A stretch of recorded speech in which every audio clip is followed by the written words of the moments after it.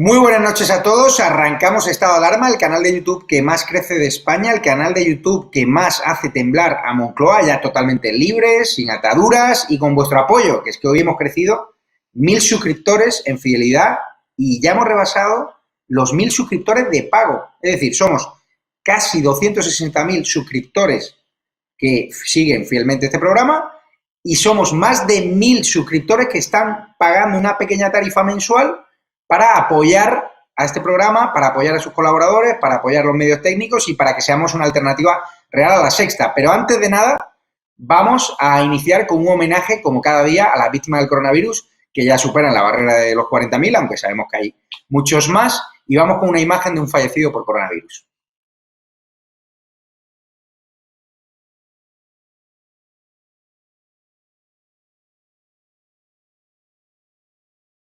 Ese hombre que han visto en imagen es José María Lave, que nació el 3 de marzo de 1943 en Zaragoza y falleció el 26 de marzo de 2020. Tras jubilarse seguía acudiendo todos los días al campo a cuidar de su huerto, a recolectar las hortalizas y deja a familiares como José Vicente, como Ana, como Javi, como una viuda, una bellísima persona. También sus gatos le echan de menos. Nosotros siempre vamos a estar con vosotros, con las víctimas del coronavirus, con las víctimas que ha querido silenciar este gobierno presuntamente criminal. Hoy vamos a tener un programa con un cartel espectacular, con Carlos Cuesta, con Rafael Huesca, asesor político. Vamos a tener a Roberto Centeno, que lo estáis pidiendo y gritos, y aquí está 2 días a la semana. También Jordi Cañas, el eurodiputado de Ciudadanos, que siempre da la cara.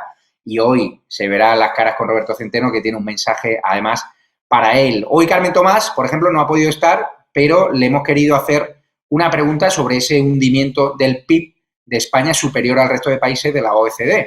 Vamos a ver qué nos ha comentado. Pues sí, Javier, la verdad es que ya lo venían diciendo algunos organismos y algunos servicios de estudios, pero lo de esta semana ha sido brutal. El informe del Banco de España y de la OCDE.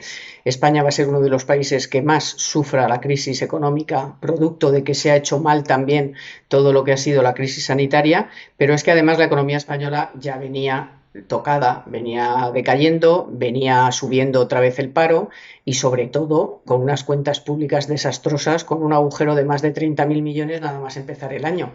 Así que, ¿qué va a ocurrir después de que se hayan tomado medidas que no son las adecuadas? No ha llegado el dinero a las empresas, los ERTEs, ya ves cómo hemos ido aquí contando todas las semanas cómo se han ido pagando, mal pagando, y ahora resulta que no solamente sigue habiendo 500.000 personas sin cobrar, sino que muchos de los que han cobrado ahora van a tener que devolver dinero porque se han hecho mal las cuentas.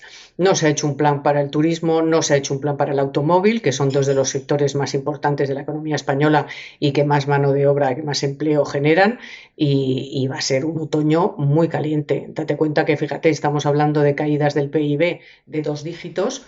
De hecho, este trimestre en el que estamos puede haber una caída más superior al 20%, así que estamos hablando de caídas en torno al 14, entre el 11 y el 14% a final de año, y el paro podemos estar hablando otra vez de 5 millones y 2 o 3 años para salir de aquí.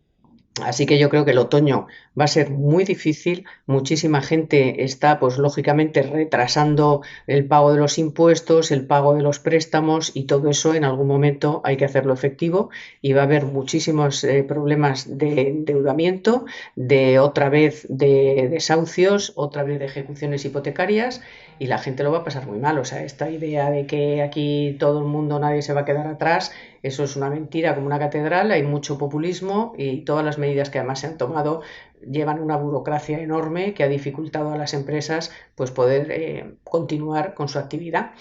Y vamos a ver el otoño cómo viene, pero desde luego las previsiones son malísimas. El dinero al final va a tener que venir de Europa para poder hacer todos estos gastos, y eso va a venir con una condicionalidad, y ya sabemos la condicionalidad lo que significa. Significa pues bajar las pensiones, congelar o bajar el salario de los empleados públicos, y vamos a ver qué más medidas se les ocurre, aparte de, por supuesto, subir los impuestos. Y olvídate de que eso sea solamente a los ricos, que eso no da dinero para nada. Al final nos subirán los impuestos a todos y otra vez estaremos en la espiral de déficit, deuda, paro, que es pues lo que hacen los socialistas cuando gobiernan, sin ir más lejos. Gracias, Carmen Tomás. Hoy te echamos de menos. La semana que viene vendrás, nuestra colaboradora de Radio, de Economía para Todos. Pero hoy vamos a tener, aparte de economía, porque nos están diciendo, hemos leído aquí diario, que el turismo va a sufrir un desplome a pesar de esos cantos de sirena que dice el gobierno de que los turistas extranjeros están empezando a reservar. Yo con los hoteleros que he hablado de la Costa del Sol, de Valencia, del País Vasco, me dicen que tienen muy poquitas reservas de turistas extranjeros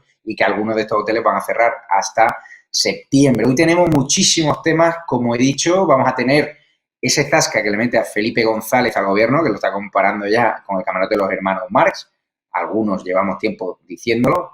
Y claro, Felipe González sí que tiene prescripción dentro de los votantes socialistas. Ojito, que lo mismo están haciendo un movimiento para buscar un mirlo blanco. Pero vamos a ir con más dedazos de Pedro Sánchez, porque ya sabemos quién ha hecho esa campaña de publicidad engañosa del gobierno, de la Moncloa, y sabemos por qué. Ha habido un dedazo. Vamos a contar quién se ha beneficiado de ese suculento contrato de una campaña de publicidad engañosa con la que están regando muchísimos medios de comunicación, comprando voluntades, y nosotros siempre vamos a renunciar a cualquier euro de este gobierno del bulo porque no tienen dinero para ERTES, ni para empresarios, ni para emprendedores, ni para autónomos, ni para test rápidos ni siquiera, pues ustedes entiendan que nosotros no vamos a participar de esa tarta publicitaria que a mí me parece falta de toda ética y una falta de respeto a las víctimas del coronavirus, que son las que deberían llevarse ese dinero, esos 100 millones de euros de publicidad institucional que ha movilizado este gobierno.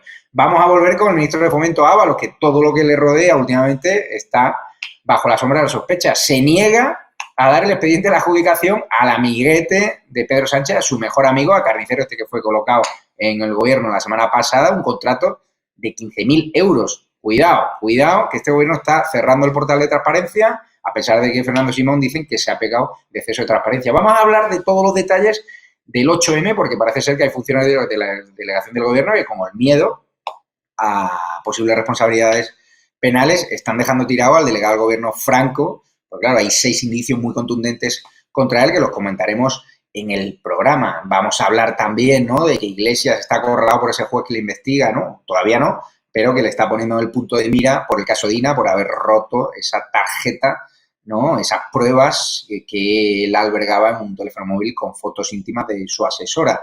Vamos a ver también cómo Irene Montero está obsesionada, sigue con el feminismo radical hasta la cabeza y se ha gastado, atención, 120.000 euros, 20 kilos de pesetas, en cambiar de color las letras de la publicidad de sanidad contra el virus y ha puesto el morado. Es decir, esta señora que dice que el feminismo más radical no trajo muerte el 8M, yo le digo que sí, que trajo muerte, trajo un infectódromo, un colapso sanitario y miles de muertos en la Comunidad de Madrid y gente que vino desde toda España a contagiarse al virus. Sois unos sinvergüenzas, Irene Montero. Esos 120.000 euros deberían ir a las personas que están en usera en las colas del hambre, a las personas que lo están pasando mal.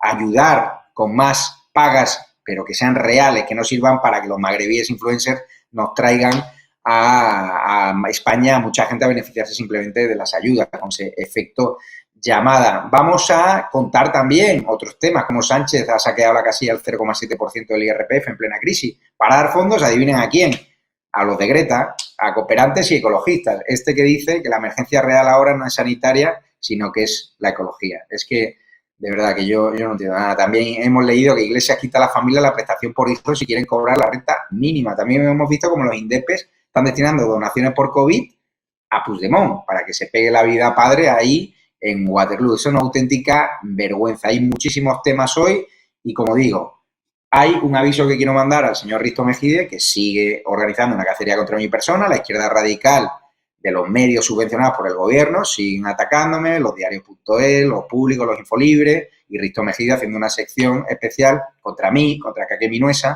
porque nosotros otra vez ha vuelto a decir que nos hemos forrado con publicidad institucional. ¡Qué mentira! Que es que nosotros no hemos recibido todavía ni un duro de esa campaña promocional de Boadilla, que son 8 anuncios dejadas a precio irrisorio y de un ayuntamiento que está solvente, que ha ayudado a los más necesitados. ¿Sabes por qué lanzan esa campaña? Porque quieren ahuyentar a cualquier empresario privado, a cualquier comunidad autónoma, a cualquier consejero que quiera utilizar este canal, que tiene un impacto bestial, para reactivar la economía en su zona, reactivar el turismo, porque ¿qué problema hay que un ayuntamiento que quiera llegar a un montón de gente, y nosotros ya tenemos millones de impresiones, pueda pagar una cantidad irrisoria de 2.000 y pico euros al mes para fomentar el turismo y para proyectar imágenes preciosas de su municipio, cuando un ayuntamiento que ha tenido dinero para mascarillas, para guantes, para medidas de prevención frente al coronavirus y que ha destinado 12 millones de euros a los más vulnerables? Yo quiero agradecer públicamente a todos los que han confiado en nosotros y a todos esos empresarios privados y también comunidades autónomas, consejerías de distinto tipo, además de distintos signos políticos, que nos están llamando para ver cómo podrían anunciarse en este programa. Porque la campaña de Risto Mejide contra nosotros, la campaña de la izquierda radical amamantada por el gobierno, por esa publicidad engañosa del salimos más fuertes con 40.000 muertos, lo que quiere es asfixiar económicamente este programa. Están presionando a Mediaset para que me echen, han presionado al mundo hasta que han conseguido que me echasen por esas críticas mías a la publicidad institucional del gobierno del bulo de salimos más fuertes, y ahora siguen y quieren que cualquiera que meta un céntimo de euro aquí digan, cuidado que si no salgo los papeles. Nosotros vamos a ir sin complejos, esto es un emplazamiento brutal para llegar a un montón de gente, así que animo tanto a los suscriptores que están siguiendo con fidelidad este programa, a que nos ayuden a crecer, porque nosotros queremos contratar, profesionalizar esta estructura, ahora que tengo que vivir de ella, yo soy una persona humilde, y lo que quiero sobre todo es que Cristina Seguí, que la gente que viene al programa, Carlos Cuesta, toda la gente que venga pueda incluso cobrar un pequeño caché, todo de forma legal, después de 2 meses donde hemos estado todos de forma desinteresada y donde no ha habido ni un solo céntimo de euro que haya ido a una cuenta personal mía, no me interesa. Así que la campaña de la izquierda radical hay que neutralizarla, porque claro, estos que se benefician de hasta 100 millones de euros de publicidad institucional montan la de Dios por 2.000 y pico euros que todavía nosotros ni hemos emitido la factura, ni hemos cobrado. Por lo tanto, este programa a día de hoy no ha recibido ni un euro de publicidad institucional. Así que, Risto, deja de tener jeta y no digas que soy un mentiroso cuando tú dijiste que el coronavirus, pues bueno, el programa más bien, metisteis hasta un supuesto paciente de coronavirus, allí dijiste que había que darse un abrazo y frivolizasteis con el coronavirus y lo comparasteis como si fuese una gripe estacional, que no había que alertarse, frivolizasteis y eso, claro, eso tuvo un efecto brutal en mucha población que ve, mucha no, tampoco ve tanta gente el programa, mucha gente que ve tu programa que puede pensar que, bueno, si Risto dice que no pasa nada, o si el programa todo es mentira, dice que no pasa nada, salgamos a la calle. Es decir, vosotros tuvisteis un efecto pernicioso a la hora de propagar ese contagio, dando una lección de falta de ética periodística brutal y tenés que pedir perdón. De nada vale ahora atacar al gobierno del bulo cuando tú lo has apoyado, cuando los colaboradores que tienen lo han apoyado y sobre todo cuando han seguido las consignas de Moncloa de que hay que hacer creer a la opinión pública de que aquí no pasa nada, de que promocionan esa manifestación del 8M y de que este virus solo se llevaba por delante a seres mayores con patologías previas cuando era totalmente falso y como si ellos no importasen. Así que, Risto, estamos aquí, vamos a por ti también, desde la información, desde la veracidad, y si quieres seguir dedicándome secciones, gracias, que no paramos de crecer en suscriptores.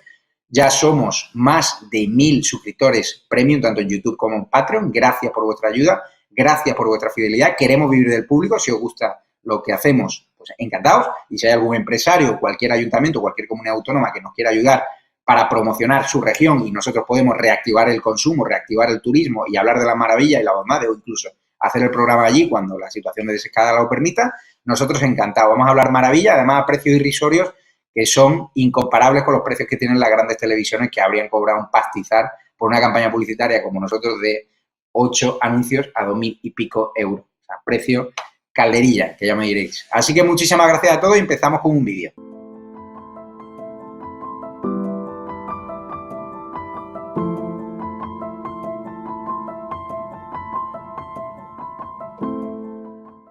Que se parece mucho al camarote de los hermanos Marx, que cuando uno propone algo dice yo 2 huevos duros más, o yo quería más, pero no tenemos más remedio que aceptar. Eso no me gusta.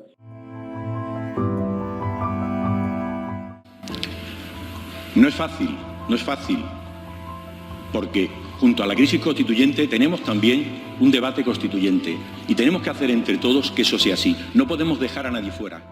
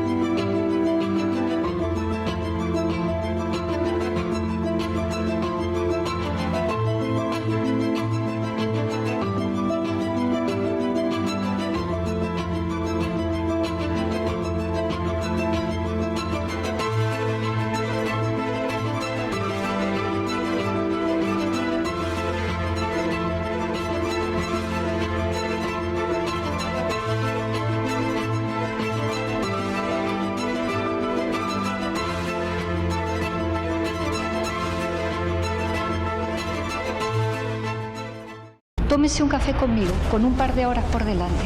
Yo quiero celebrar un café debate con la señora vicepresidenta del Gobierno para hablar de la verdad, de la libertad, de la igualdad y de la incompetencia. Y estoy seguro que esa conversación, como digo, va a ser enormemente interesante y si se pudiera retransmitir en directo.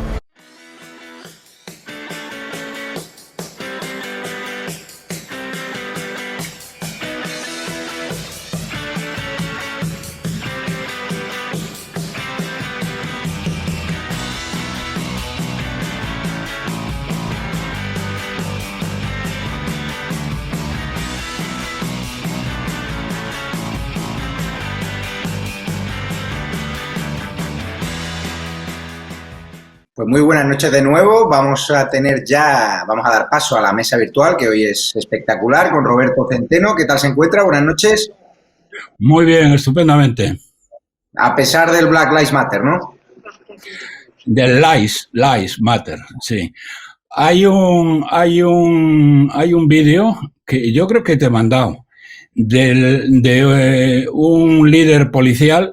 Impresionante. La verdad es que con esto le están haciendo un favor estos cretinos, los demócratas, al tío Donald, porque va a arrasar. Porque una parte muy importante de la población, digamos que la gente de paz y la América profunda, está hasta el gorro del Black Matter Lies.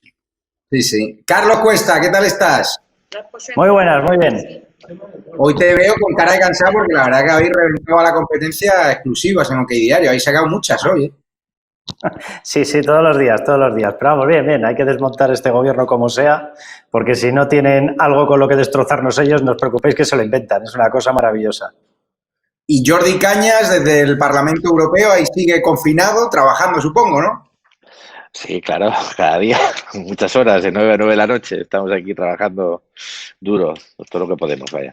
Claro, porque es curioso, ¿no?, que a veces en España hay gente que dice, no, los europarlamentarios no trabajan, es como a veces, ¿no?, gente que está relacionada con el mundo de la prensa dice, no, allí va el cementerio de los políticos que ya no valen para nada. Digo, os equivocáis, hay gente como Jordi Cañas que no para de currar, que yo creo que curran más en Bruselas que cuando te tocaba currar en el Parlamento, ¿no? Tú que siempre has currado, ¿no? Sí, no, a mí me gusta siempre trabajar. Mira, yo entraba en el Parlamento de Cataluña a las 9 de la mañana, me iba siempre a las 9 de la noche y es lo que intento hacer aquí. A mí me pagan por hacer mi trabajo, pero no es una excepción, ¿eh? Aquí en general los horarios y las agendas están muy saturadas. Piensa que generalmente los eurodiputados vienen los lunes por la tarde, se van los jueves por la tarde y realmente hay muy poco espacio libre. Yo, mira, la mitad de los días, el otro día que te lo comentaba, no como, o sea, no tengo ni tiempo para comer, o sea. Pero bueno, no me quejo, lo digo porque a veces se dice, no, pero bueno, esto es como todo. Si uno es un golfo, puede golfear todo lo que quiera, pero si a uno le gusta trabajar, vamos, le faltan horas al día, eso ya depende de cada uno. Vamos a empezar hoy con, bajo mi punto de vista, uno de los temas del día, que da OK Diario. Carlos Cuesta, Sánchez dio a dedo en marzo la creatividad del coronavirus a la misma agencia que le hizo su campaña electoral, esa campaña del Salimos Más Fuertes, con 40.000 muertos, esa publicidad engañosa bajo mi punto de vista que ha colocado Moncloa en muchos medios de comunicación. Kitchen es lo responsable de la creatividad, de la estrategia, diseño y difusión digital de este virus. Lo paramos unidos y haz que pase, ¿no? ¿Cómo podrías interpretar esta campaña? ¿Hay un dedazo? ¿Hay algún amigo de Iván Redondo por en medio? Cuéntame un poco. Bueno, esta campaña yo creo que se interpreta de la misma manera en la que se interpreta que hacían con las tarjetas en el caso de los ERE, ¿no? Que iban a determinados antros muy poco recomendables. O sea, el Partido Socialista es un partido, y ahora acompañado de Podemos ya casi mejor ni hablar, que se ha especializado en sacar provecho electoral, político, etcétera, de cualquier desgracia. O sea, que la gente se está despidiendo en Andalucía, que la gente necesita fondos, bueno, pues ahí están ellos para demostrar que pueden coger las tarjetas y hacer cualquier tipo de marranada. Y en esta ocasión están haciendo exactamente lo mismo. Yo lo único que espero es que se vayan desglosando además todos los contratistas extraños que ha habido en esas compras muy raras de mascarillas, de tés, etcétera. Porque es evidente que alguien está metiendo la mano. Y en este caso el tema de Kitchen, vamos a ver, tú tienes dos formas de hacer un pago o de hacer pagos irregulares, cada uno que lo llame como quiera. Y es hacerlo directamente, hacer una asignación, un pago bajo mano. Vale, hay una fórmula mucho más evolucionada y que no deja ningún rastro. Tú me vas a hacer lo mío y tú a mí me vas a cobrar muy poquito o a lo mejor hasta nada. Pero no te preocupes que yo te lo voy a pagar con determinadas contratas públicas. ¿Cuáles son esas? Pues una es esta. Hemos visto, y lo publicábamos en OK Diario también, lo que ha costado cambiar el color de las letras de este tipo de campañas. Sí. Lo han pasado de amarillo a, ahí lo tenemos, efectivamente, por 120.000 euros para pasarlo al color de Podemos. Pasar de un color a otro para cambiarlo del amarillo Esquerra al morado Podemos cuesta 120.000 euros. Estamos todos de cachondeo en una España en la que no hay dinero para dar a los autónomos, en el que no hay dinero para asistir o para comprar mascarillas para los sanitarios. ¿De veras que esto cuesta 120.000 euros o estamos ya en el rebañeo de la cazuela? Carlos, vigila un poquito el micrófono para cuando te vuelva a dar el botón. Voy con Roberto Centeno. Roberto, ¿qué te ha parecido este mangoneo ahora de enchufazos que colocó a su mejor amigo Iñaki Carnicero y ahora vemos cómo le ha dado una campaña a una agencia de publicidad, como estaba contando Carlos Cuesta, ya bajo la sombra de la sospecha, ¿no? Una campaña además de publicidad engañosa.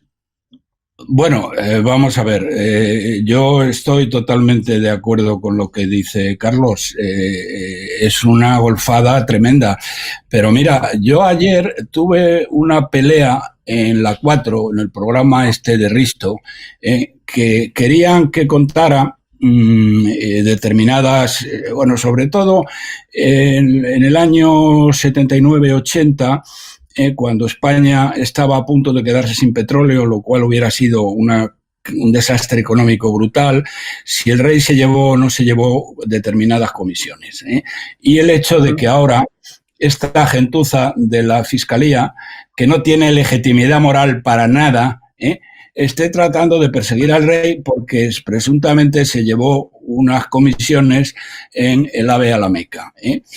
Y entonces, bueno, yo lo que les explicaba un poco, es decir, pero bueno, vamos a ver, el dinero que se pudo llevar el rey emérito en los años 79-80 para poder garantizar el suministro de petróleo de España, que si no hubiera sido un desastre económico sin paliativos, porque ya me contarás, un país con restricciones de petróleo, lo que le faltaba.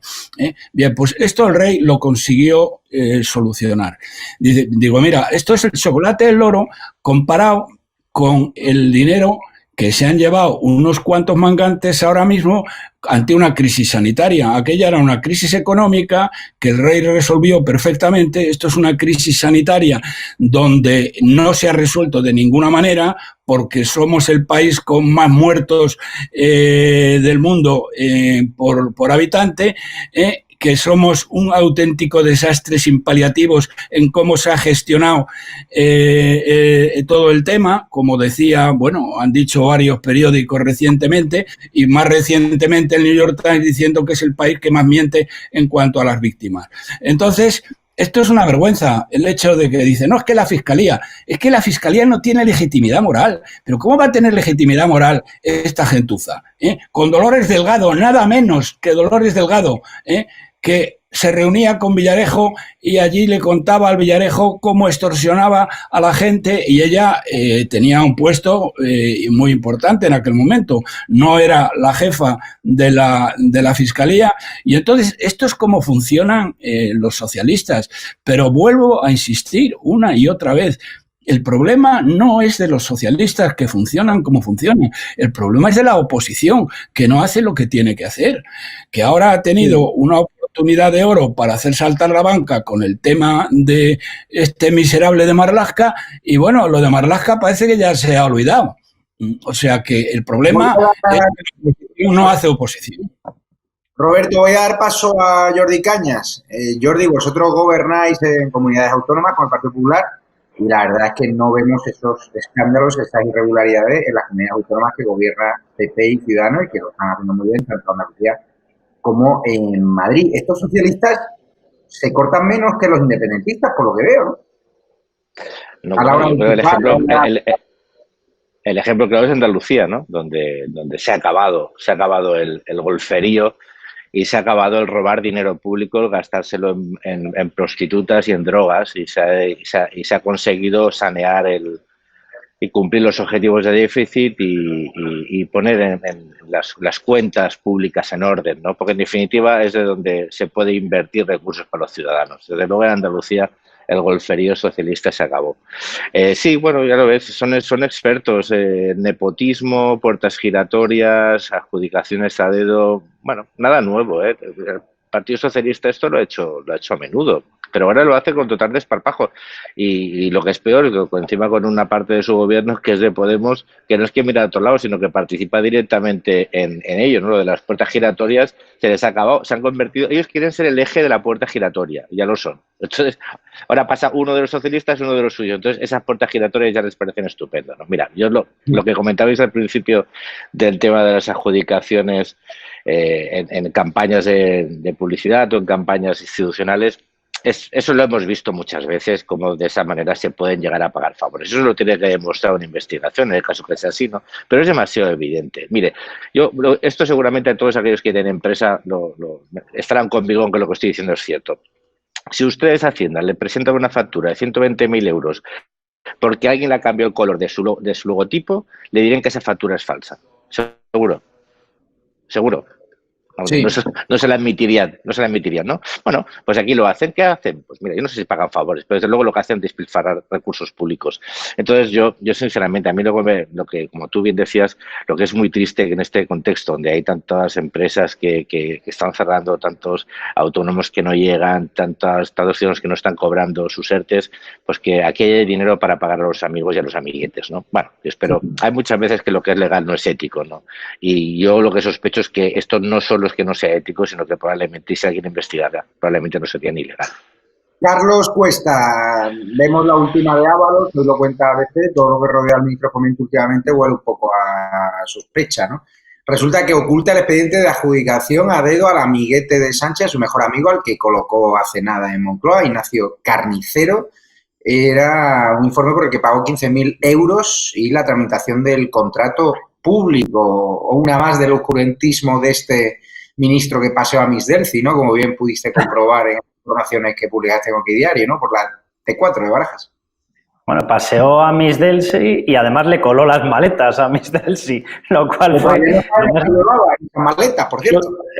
Bueno, aquí seguimos esperando. Bueno, para empezar, seguimos esperando hasta poder visualizar las imágenes de las cámaras de seguridad del aeropuerto. Es que lo que está pasando en España de verdad que es de traca. Mientras estamos todos alucinando por el hecho de que estén manoseando la instrucción judicial del 8M y del tema del coronavirus, seguimos sin poder ver las imágenes donde sale retratada toda la gente que intervino en el famoso paseando a Miss Delci.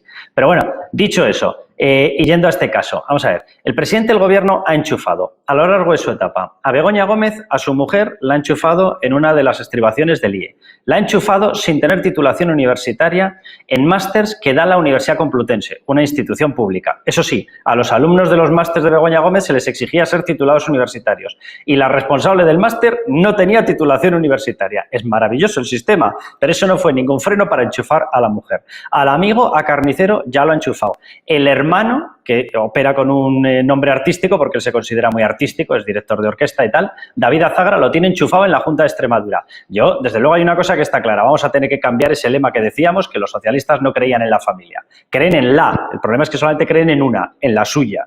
Es de vergüenza lo que está ocurriendo. Mira, hemos sustituido a esta gente que decía que es que iban a quitar el capitalismo de amiguetes y efectivamente, sí, ya no solamente es capitalismo de amiguetes. Ahora hay que incluir una categoría adicional que es capitalismo de maridetes. Porque es que aquí toda persona mete a su cónyuge. Pablo Iglesias mete a Irene Montero, Pedro Sánchez mete a su mujer, a su hermano, a su amigo. O sea, ya no es nepotismo, es multinepotismo. O sea, y todo esto lo hacen en mitad de una crisis que nos va a tumbar en valor real, en PIB real, unos 150.000 millones de euros en España. O sea, es que es de vergüenza ajena lo que hace esta gente.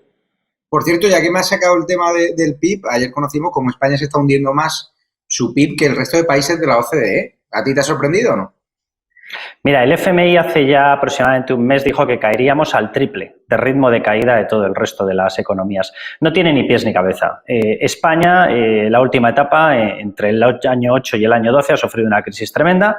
Desde el 12 hasta que llega esta gente, junio del 18, el Partido Socialista va a gobernar. Es verdad que hace una especie de reconversión, desde mi punto de vista no ha sido la etapa más brillante de gestión económica del Partido Popular, pero se evita la quiebra, se evita el quedarnos colgados de la vela y sin poder tener una asistencia a través de los mercados financieros para la colocación de nuestra deuda. Bueno, se consigue sortear, pero hemos salido con una deuda tremenda. Han llegado estas personas y en 4 meses han conseguido quebrar la economía, literalmente. Saben perfectamente que el nivel de emisión de deuda pública que vamos a tener que abordar supera los 300.000 millones. El Banco Central Europeo nos ha dicho que está dispuesto a comprarnos en torno a 120, 130.000 millones de euros de nuestra deuda, que no adquiere absolutamente nada más. Nos han pegado con la puerta en las narices ya 2 veces consecutivas con unas ayudas no condicionales y ahora estamos negociando otras ayudas no condicionales y estamos aireando desde España y diciendo van a poner 750.000 millones. Vamos a ver, señores míos, no engañen. Van a poner 750.000 millones para toda Europa. No los van a poner exclusivamente para un año, sino que van fraccionados a lo largo de un montón de años y a nosotros realmente la parte que nos corresponde no llega a sumar esos 310.000 millones de ninguna de las maneras. Es decir, esta gente nos ha dejado abocados a un rescate en 4 meses. En 4 meses. O sea, si el comunismo y el socialismo es capaz de quebrar cualquier cosa, estos señores son capaces de quebrarlo contra reloj. Yo no había visto una colección de señores más sectarizados y más ineptos en mi vida. Vamos con Roberto Centeno. Le quiero preguntar antes, Roberto, ¿usted es fan de Felipe González? Del actual Felipe González, no el de los casos.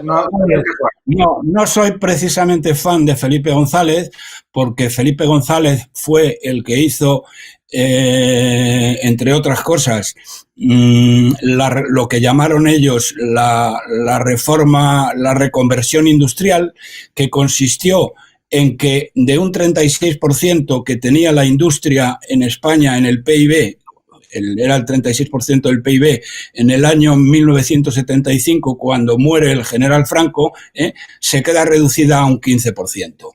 Entonces, no soy fan de él. Tengo que reconocer, por ejemplo, que por lo menos ha tenido la dignidad de darse cuenta y de pedir perdón por haber cerrado 4 centrales nucleares que hacen que nosotros tengamos ahora la electricidad más cara de Europa.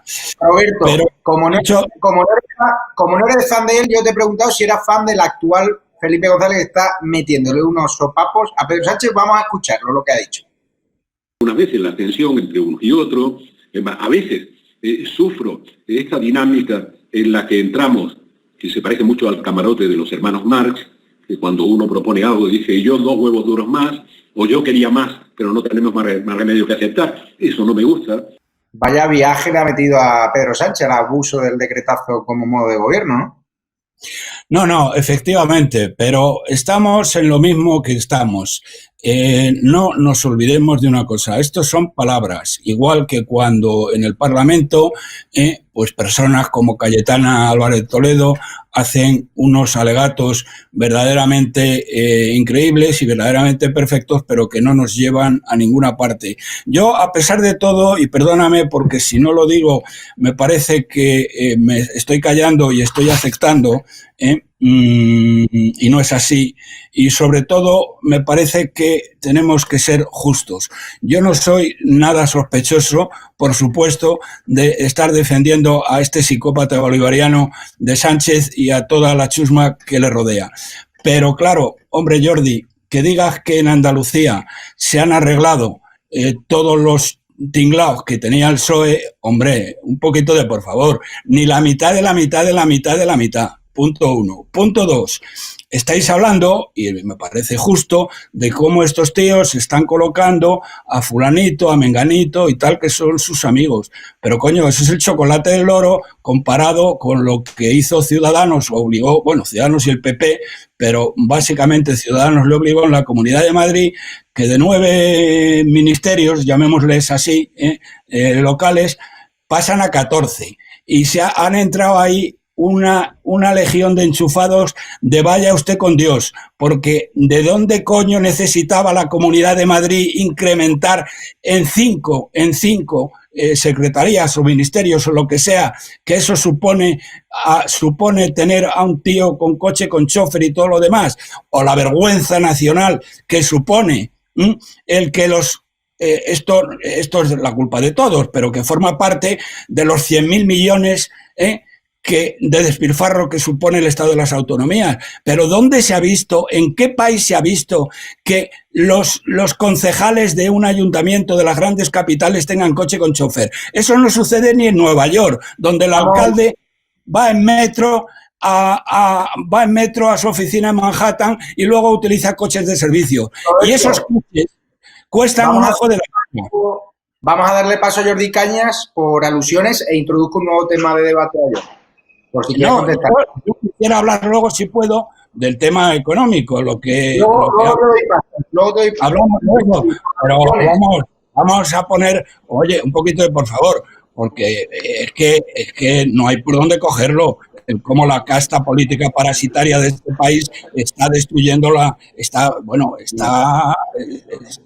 vampirizando a los pobres españoles, tanto los de derechas como los de izquierda. Porque mi antiguo alumno Montoro fue el tío que más ha subido los impuestos en España. Ahora los comunistas lo quieren superar, pero ya veremos a ver si pueden. Te veo muy anarquista hoy, Roberto. Voy a darle paso a Jordi Cañas por alusiones, por si quiere comentar algo, o te introduzco un nuevo tema de debate. No, vale, alusiones no, siempre se puede hacer mejor, claro. Lo que pasa es que es tan evidente que la situación en Andalucía ahora no tiene nada que ver con lo que había cuando el Partido Popular y Ciudadanos accedieron al gobierno, que, bueno, puede entender que alguien quiera más o le parezca insuficiente. Bueno, pues a mí no. A mí me parece que se ha hecho muchísimo trabajo. Es muy complicado desmontar 40 años de control de una administración pública, con lo que se supone, pero bueno, yo siempre digo que, no sé, todo es tan sencillo, ¿verdad?, decirlo, pero después hay que hacerlo. Y como mínimo pues se lleva un tiempo en Andalucía trabajando por hacerlo. Y creo que los resultados son muy evidentes, evidentísimos. Y creo que la mayoría de los andaluces además lo saben. Jordi, supongo que te quedaste a cuadro cuando el ministro de Justicia dijo el otro día en el Congreso de los Diputados que había una crisis constituyente en España. Vamos a ver lo que dijo y volvemos contigo y lo comentamos. Hace 12 años vivimos una crisis de pirámide social. Las partes más frágiles fueron las que más la sufrieron. Estábamos recomponiéndonos y nos entra una nueva crisis, donde nuestro modelo social se rompe. Una crisis sanitaria con unos enormes brotes económicos, pero que realmente lo que determinan es una crisis constituyente. Tenemos que, entre todos, abordar la salida de la misma. Mire, no es fácil, porque junto a la crisis constituyente tenemos también un debate constituyente y tenemos que hacer entre todos que eso sea así. No podemos dejar a nadie fuera. Por tanto, libertad ideológica y libertad de expresión son pilares básicos a los que nos tenemos que atar como mástiles en medio de una tormenta, porque esto no consiste en calibrar si hay más aplausos o más caceroladas. Lo que consiste son las ideas que subyacen y que se quieren imponer. Solo una lectura conjunta, porque le decía, esto no es una crisis piramidal, esto es una crisis social en cadena. Todos nos necesitamos a todos y tenemos que contribuir entre todos a dejar una mejor sociedad de la que hemos encontrado. ¿Qué te parece? ¿Fue un lapsus? Yo creo que no, porque lo ha repetido varias veces. ¿Qué crisis constituyente? ¿De qué habla este ministro de Justicia que ya protegió a Pablo Iglesias cuando acaba el Consejo General del Poder Judicial? Bueno, yo creo que es evidente por qué nombraron a este señor ministro de Justicia, ¿no? Que todo el mundo lo sabe, cuáles eran sus méritos para serlo. Hombre, Demóstenes no es. Y que tenga un poco de idea de lo que habla parece que tampoco, porque esto de la pirámide social, ¿a qué se refería exactamente? ¿A una crisis piramidal o una crisis de pirámide? ¿Qué es una crisis de pirámide social? ¿Qué chorrada es esa? Si analizas si esto te lo ponen por escrito, esa intervención, la mitad son idioteces. No dice nada. O sea, es bla, bla, bla. Lo que sí que dice, como tú bien apuntas, es lo del debate constituyente. Yo dudo que tengan mucha idea de lo que significa debate constituyente, pero si sí que la tiene, cosa que es probable, entonces esa repetición de ese concepto, cuando uno empieza a mover un concepto, a hablar de un concepto, es como cuando tiras una pelota al campo, ¿no? Entonces, generalmente se suele empezar a jugar, la gente empieza a correr para jugar con él. Entonces, el debate constituyente es una cosa que Podemos propone y proponen todos los que quieran romper España. O sea, la fórmula perfecta para dinamitar nuestro modelo constitucional es abrir el debate constituyente. El debate constituyente, fíjate, ni siquiera el debate constitucional, el debate constituyente, que es el que básicamente empezamos por definir qué es el demos. sobre qué se constituye, ¿no?, el Estado. Bueno, pues ellos, yo creo que hay por ahí unas influencias muy potentes de Podemos. Ellos quieren realmente abrir un proceso constituyente que rompa con lo que ellos llaman el régimen del 78, ¿no? O sea, que rompa con el régimen democrático. Le llaman régimen del 78, es un eufemismo que todo el mundo utiliza, pero ellos en el fondo lo que quieren es dinamitar el régimen democrático. La democracia española es fruto justamente de la Constitución del 78, ¿no? Y lo dicen con total normalidad, claro, cuando con total desparpajo un ministro de Justicia, que lo que tendría que estar es velando por la independencia del Poder Judicial y protegiendo el Poder Judicial de los ataques del Legislativo, es decir, del Ejecutivo, es decir, de su propio gobierno, lo que hace es empezar a hacer sonar un concepto que, si alguien lo propone, pues puede ser muy peligroso. Nosotros seremos absolutamente vigilantes. Yo creo que todos los demócratas, que no tienen que tener miedo a modificaciones constitucionales para perfeccionar nuestro marco constitucional, pero abrir el debate de constituyente es simplemente romper con las reglas de juego, es empezar de cero, y evidentemente ellos tienen un objetivo, que es atacar nuestra democracia y en el fondo atacar España. El PP habla, Carlos Cuesta, de que, claro, esta declaración del ministro hablando de crisis constituyente es muy grave, ¿no? Pues ¿se está redactando una nueva constitución? Se preguntan los populares. ¿Usted qué cree?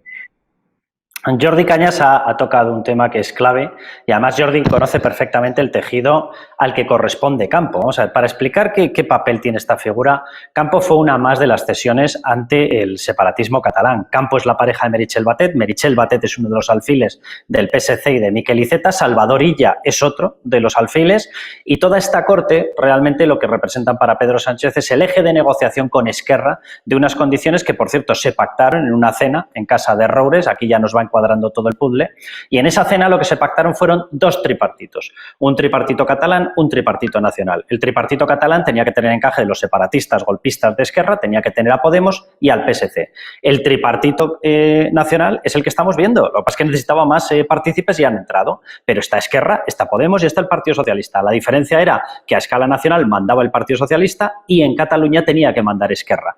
Ese es el mapa que hicieron, y todos los alfiles del PSC que han entrado en el gobierno de Pedro Sánchez han entrado para vigilar esas condiciones. ¿Cuál es una de las condiciones que puso Esquerra para que esto funcionara? Abrir el proceso constituyente, cargarse la Constitución, cargarse los principios de la transición, cargarse nuestra Carta Magna, donde aparece recogida la propiedad privada, la iniciativa privada, donde aparece recogido que tenemos un Estado autonómico y no un Estado de Estados libres asociados estilo Puerto Rico. Se lo quieren cargar, donde aparece, por cierto, la monarquía, y se lo quieren cargar, quieren tumbar todas esas instituciones, porque quieren rehacer y quieren de esa manera Podemos y Esquerra hacer como que ganaron una guerra, que la República continúa y que ahora la reinstauran. Están de atar. Literalmente están para que los aten y para que los lleven a un psiquiátrico. Y resulta que en vez de estar en un psiquiátrico los tenemos en el gobierno de España. Cuando este señor habla de proceso constituyente, no está hablando por un lapsus, no está hablando a humo de pajas. Yo estoy totalmente de acuerdo con lo que estabais diciendo. Lo repite 3 o 4 veces, y él es un jurista. Él sí que sabe lo que significa el proceso constituyente, y significa: me cargo la Constitución y hago nacer una nueva. ¿Cuál va a ser la nueva Constitución? La nueva Constitución va a ser la que recoja el derecho de un ocupa a colarse en tu casa. La nueva Constitución va a ser la que reconozca que Cataluña puede manipular a su antojo a los jueces porque lo han pedido ya. La nueva Constitución va a ser la que va a quitar el derecho a la propiedad privada. La nueva Constitución va a ser la que niegue la prioridad de cualquier empresa privada a ocupar un hueco de negocio porque tiene que venir el Estado con sus empresas nacionalizadas o con empresas públicas. Ese es el nuevo Estado que ellos quieren hacer nacer. Y no me extraña que al Partido Popular le preocupe. Y a cualquier persona que sea constitucionalista escuchar estas frases y estas palabras de un ministro de Justicia le tiene que poner los pelos como escarpias, porque él sabe lo que está diciendo. Y claro que están negociando reformas que no caben en nuestra Constitución. Si no, ¿cómo se entendería que en la última reunión de reparto del dinero de los fondos del COVID, de 16.000 millones que tienen que repartirse entre todas las comunidades autónomas, Quim Torra aparezca única y exclusivamente para reclamar de los 16.000 millones 15.000 millones? O sea, eso es un insulto a todos los españoles. Dice 15.000 para mí porque yo tengo enganchado por determinada parte del cuerpo al presidente del gobierno. Y ahora, pobres españolitos, vosotros que sois de una raza inferior, os repartís 1.000 millones. Esa exhibición de fuerza la ha hecho Quim Torra, el golpista, Quim Torra el que protege a Carles Puigdemont, Quim Torra el que no deja desafiar las instituciones del Estado. Quim Torra la ha hecho en la última reunión de reparto de los fondos por el COVID. Hasta en eso meten la mano. Claro que están hablando de reformar la Constitución. Simplemente con mirar el programa de pacto del Partido Socialista con Esquerra o con mirar el programa de pacto del Partido Socialista con la derogación de la reforma laboral con los batasunos, es muy fácil ver que se está hablando de una reforma constitucional. Ellos no quieren que un ciudadano murciano, que un ciudadano logroñés, que un ciudadano asturiano tenga el mismo peso que uno catalano, que uno vasco. Y mi familia, la familia de mi padre es vasca, o sea que nadie piense por aquí que es que yo estoy en una especie de confabulación contra el pueblo vasco, etcétera. No, no, no, no. Simple y llanamente hay gente en España que consideramos que cada persona es un voto y cada persona es igual a otra persona. Punto. Y esta gente no cree en eso. Antes de despedirte, quiero hablar contigo del juicio del 8M. Ayer declaró el delegado de Gobierno de Madrid, también el secretario de Delegación de Gobierno, que dijo la juez, Rodríguez Medel, que alertó a Franco el 2M del riesgo de contagio por COVID. Franco, en cambio, declaró que el 9M supo que los contagios se dispararon un 1.800%, pero no frenó otras protestas cuando hay funcionarios de la delegación de gobierno, que creo que habéis publicado vosotros, que alertaron y llamaron los días previos a otros organizadores de eventos masivos para decirle que era una locura hacer eventos masivos ese domingo. La Fiscalía sigue presionando para archivar la investigación contra Franco por el 8M y niega estar paralizando la instrucción. ¿En qué momento estamos? ¿Vamos a ver a Franco condenado? ¿Se va a ir de rositas a pesar de las presiones de la Fiscalía y de la Abogacía del Estado? Mira, yo no sé qué es lo que va a salir del proceso judicial, yo tengo un respeto absoluto por la justicia. Cuando las causas entran en la justicia, nosotros lo que tenemos que hacer es lo que tenemos que hacer los periodistas siempre, que es encontrar documentos, publicarlos, encontrar indicios o pruebas y publicarlas.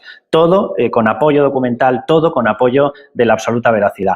Quien tiene que juzgar son los jueces y a quien les tenemos que dejar hacer una instrucción en paz, y esto se lo tiene que clavar Marlaska, Pedro Sánchez, le tienen que dejar en paz a la juez Rodríguez Medel para que pueda hacer su instrucción y no lo están haciendo. Yo, simplemente por ver los dos bloques que se han montado aquí. Hay un bloque que sí que ve caso. ¿Quiénes ven caso? Bueno, pues lo ve, por ejemplo, el forense, el informe forense. Lo ve, por ejemplo, la Guardia Civil. Lo ven, por ejemplo, muchos de los querellantes que resulta que son los afectados directos. Ha registrado, de hecho, incluso una querella similar el Tribunal de La Haya. ¿Vale? Estos son los que ven que hay caso. ¿Quiénes no ven que hay caso? No ven que hay caso la Fiscalía de Dolores Delgado y no ve que hay caso la Abogacía del Estado, que ha bombardeado el propio gobierno de Sánchez, quitando a Carmen Tejera, quitando a Edmundo Val, etcétera. Es decir, los dos organismos que no ven que hay caso son los dos organismos intoxicados por el gobierno. Chico, cada uno que saque sus consecuencias, pero le alertaron el 23 y el 30 de enero desde la OMS. Le alertó un informe firmado por el propio Fernando Simón. Es que hay que tener una caradura tremenda para decir ahora que no tenían alertas y el documento del 10 de febrero viene firmado por Fernando Simón. Le alertó la Unión Europea con 10 reuniones consecutivas. Por cierto, en una de ellas estaba tan ocupado Salvador Illa que no acudió. Le alertó la unidad bacteriológica de la Guardia Civil. Le alertó el responsable de riesgos laborales de la Policía Nacional. Por cierto, al responsable de riesgos laborales de la Policía Nacional, después de alertar un 24 de enero, lo fulminaron un 12 de marzo por haber alertado.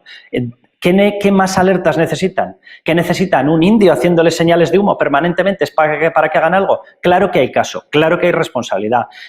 Yo, a partir de ahí, la capacidad del juez de operar, o del juez, no de la juez que está ahora llevando la instrucción, sino del juez del juicio oral, de conseguir llevar hasta el final este caso, veremos cómo le dejan y veremos los medios que le permiten. Pero yo creo que es evidente que alertas tenían y es evidente que lo sabían. Lo sabían y no quisieron parar esas movilizaciones porque era su gran bandera política del 8M de las manifestaciones feministas radicales. Punto.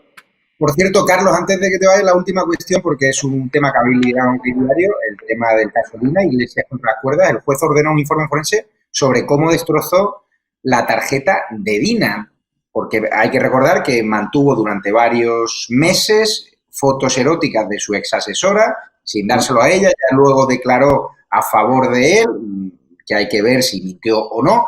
¿Cómo está ese caso? ¿Tiene que estar preocupado Pablo Iglesias o no? Bueno, Pablo Iglesias, él sabe que en estos momentos tiene una capacidad de fuerza con la que no había soñado nunca jamás, ¿no? Y tiene una capacidad de presionar a la justicia tremenda. Y eso, evidentemente, es así y eso cuenta a su favor. Ahora, el juez con el que ha topado, García Castellón, es un buen juez y es un juez que no se deja impresionar fácilmente. Y luego, dos, yo simplemente por introducir otro dato. Dina, la persona que ha testificado y que ha puesto contra las cuerdas al propio Pablo Iglesias, es la que ha dicho que los pantallazos sobre esas conversaciones que luego salieron en prensa los hizo ella misma, con lo cual la famosa tesis de Villarejo, etcétera, rueda por los suelos. Y es la misma persona, Dina también, la que dice que le pasa después de muchos meses Pablo Iglesias la tarjeta y destrozada. Vale. Posteriormente ella modifica su declaración cuando se da cuenta de que lo que ha soltado es una bomba tremenda contra Pablo Iglesias y que ella sigue en el entramado de Podemos, con lo cual va a tener problemas. Oye, qué casualidad, justo coincidiendo con esas fechas, a ella la nombran directora del periódico panfleto Lanzafakes que tiene Podemos. ¡Qué casualidad! ¡Qué casualidad! Yo, si fuese el juez, seguiría investigando esto, por supuesto, y lo que investigaría es si ha habido aquí un caso de compra de un testigo clave, porque no estamos hablando de cualquier cosa. O sea, una testifical que apuntaba clarísimamente a un comportamiento delictivo de Pablo Iglesias, de pronto es retocado unos días después de que se comunique el nombramiento a Dina como directora de un periódico que depende de Podemos. Hombre, pues no está mal, ¿eh? Pues muchas gracias, Carlos Cuesta. Te despido ya por hoy. Nos vemos el sábado. Un abrazo fuerte. Roberto Centeno, vamos a hablar, y le doy también paso a Jordi Cañas, de lo que me has pedido, de economía. Resulta que Sánchez saquea la casilla del 0,7% del IRPF en plena crisis para dar fondos a cooperantes y ecologistas. Hay que recordar que el gobierno dice que la emergencia real no es la sanitaria, sino la emergencia climática. ¿Cómo valoras esto? Bueno, vamos a ver, vamos a ir por partes. Si te parece, si vamos a hablar de economía, vamos a hablar de economía.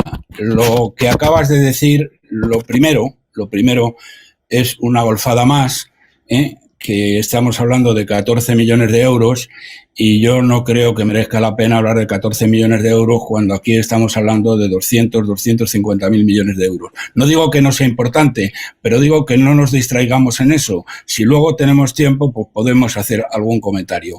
Eso va más en la línea de que esta chusma socialcomunista pues hace lo que le da la santísima gana, porque luego después no pasa nada, excepto palabras en el Parlamento que se lleva el viento.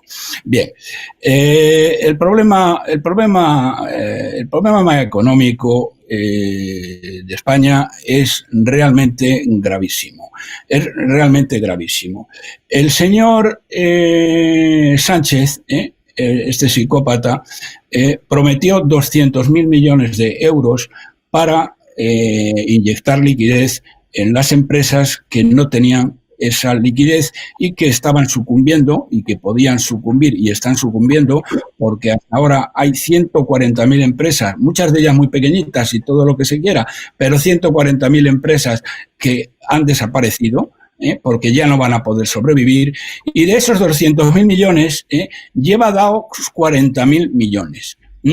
Además, los bancos que colaboraban en esto ahora dicen que no quieren colaborar porque resulta que a la hora de dar el dinero ha habido un cachondeo verdaderamente tremendo, en este caso referente a los ERTES, porque han dado muchos duplicados, porque luego como gestores esta gente es que no hay por dónde cogerla. Pero vamos, lo fundamental.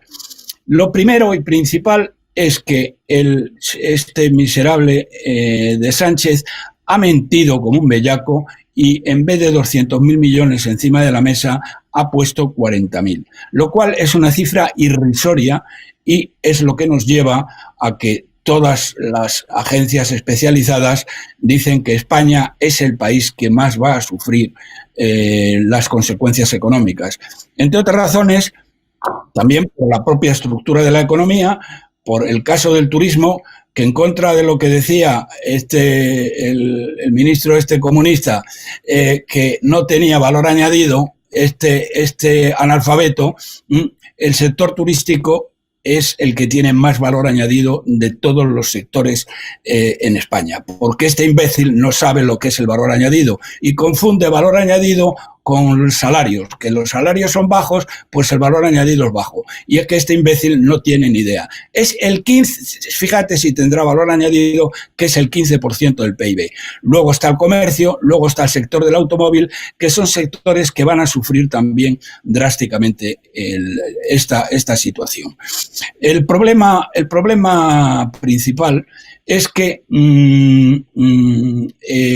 todas las medidas que se están tomando por parte de este gobierno van justo en sentido contrario a lo que sería necesario. Por ejemplo, Primero, la primera y principal, la que he dicho, no se ha desembolsado dinero suficiente para salvar más que a una mínima parte del tejido productivo nacional. Por lo tanto, el tejido productivo va a quedar total y absolutamente devastado por culpa de esta panda de comunistas bolivarianos capitaneados por Sánchez. Bien.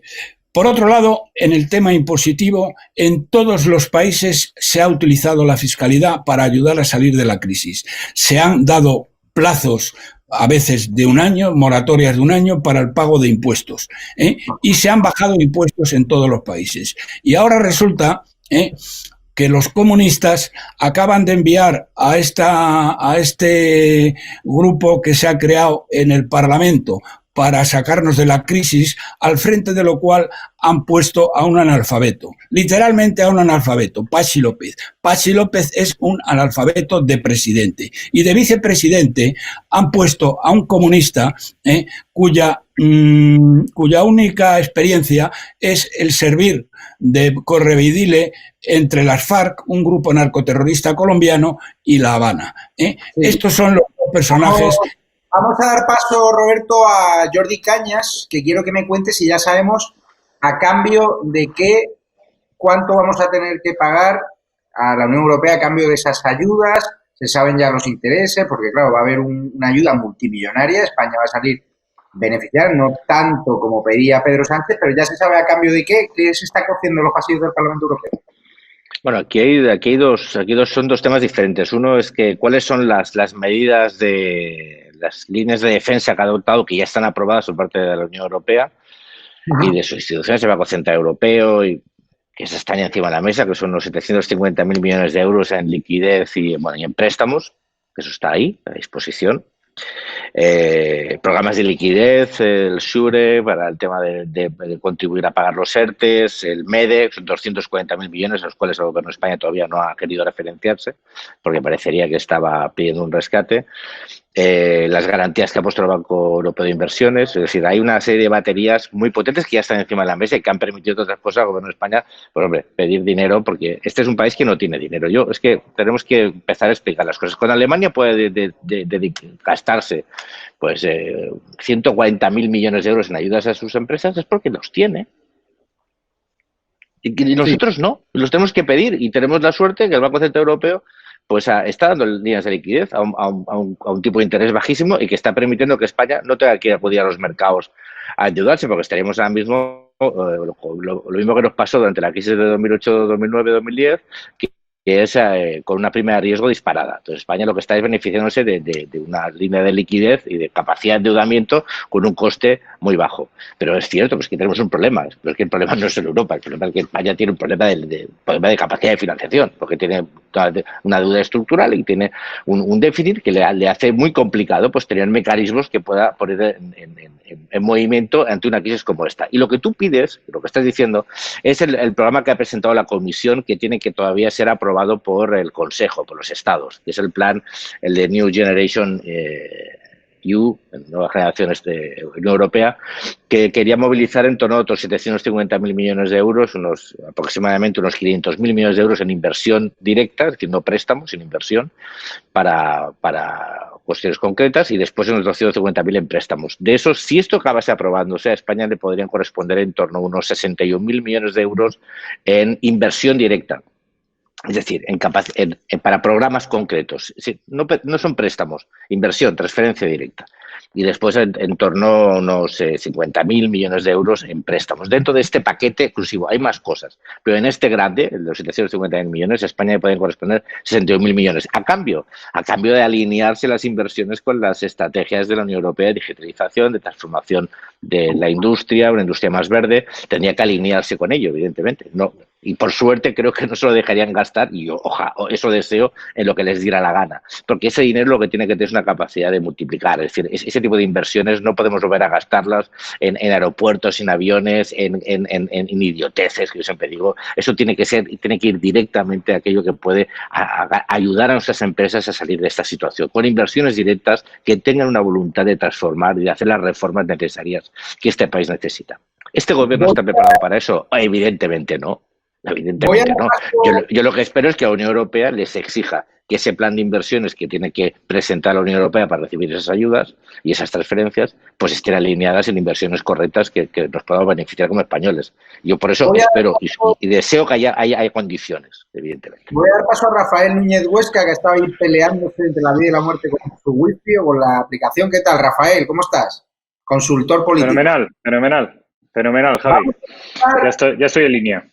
Porque hay una pelea entre quién fue el responsable del desastre del geriatricidio, ¿no? Que han muerto como chinches nuestros seres queridos, nuestros ancianos, hasta 18.000 desde que Pablo Iglesias asumiese el mando único. Hemos visto cómo la justicia ha sido muy rápida a la hora de llevar al juzgado a Díaz Ayuso por esas presuntas responsabilidades. Se están peleando en esa lucha competencial Comunidad de Madrid con el Gobierno central. Y estamos viendo cómo Pablo Iglesias por ahora se sale de rosita. La Fiscalía General de Estado está archivando algunas diligencias que van directamente contra el Gobierno por esa responsabilidad que han tenido en los centros de mayores. Y vamos a ver lo que ha hecho hoy en la Asamblea de Madrid, que a mí me ha parecido maravilloso, la presidenta de la comunidad, Isabel Díaz Ayuso, que nosotros somos firmes defensores, le ha sacado a la oposición en papel todo lo que ha hecho la Comunidad de Madrid para salvar a nuestros ancianos. Vamos a verlo. Esto que tengo aquí, señoría, es lo que también ha sucedido y que ustedes no quieren reconocer. Esto que ven aquí, esto que ven aquí, esto que ven aquí, esto que ven aquí, todo esto, 501 residencias de mayores, 161 de discapacidad y 88 de religiosas, de asociaciones también de entidades religiosas que también tienen derecho a la vida, aunque a ustedes normalmente no les importe. Todo esto han sido residencias de mayores atendidas, residencias de mayores donde hemos llevado material de autoprotección que sus gobiernos no nos han dado, residencias que hemos visitado, traslados que hemos realizado hasta 10.600.